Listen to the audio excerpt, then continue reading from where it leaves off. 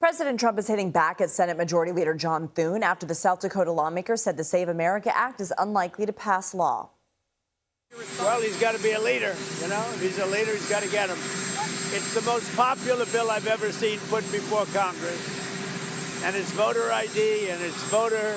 You have to be able to be a citizen to vote. It's called citizenship. The president says the legislation is critical for Republicans to win in November's midterm elections. The Save America Act would require proof of citizenship to register to vote, along with a photo ID to cast a ballot. It would also place restrictions on mail ballots. For more, let's bring in CBS News election law expert and contributor David Becker. He's also the executive director at the Center for Election Innovation and Research. So, David, if the Senate were to pass the SAVE Act, how would this work? I'm not even sure lawmakers know. The bill is a huge bill that would require the creation of a vast bureaucracy in every single state, a vast and expensive bureaucracy to collect and store and make reviewable data that government already has.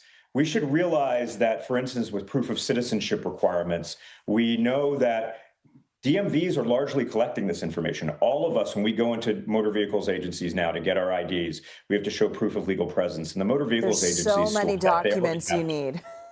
Yeah, and they're storing that.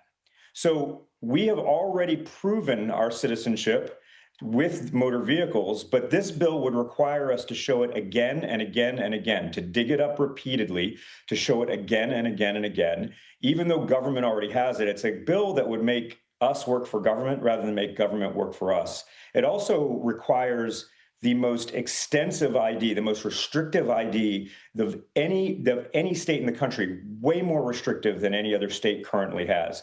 It requires an ID that also proves citizenship, which most of us don't have, which would require many of us to have to prove citizenship again, to once again dig up our documents and bring them with us when we vote. And if we want to vote by mail, it would require us to find a copy machine and copy our ID not once but twice, once when we ask for a mail ballot and second when we return it. This is a radical change of elections. I think this is one of the reasons that this bill has slim to no chance of passing. As with other bills, we recall in 2021, the Democrats tried to pass a sweeping election reform bill. Both of these bills have been similar in the sense that the opposition party is united in opposition to it. And Republicans in this case, there's a few who aren't in favor of it, a couple of Democrats who weren't in favor of the 2021 bill that Democrats were pushing.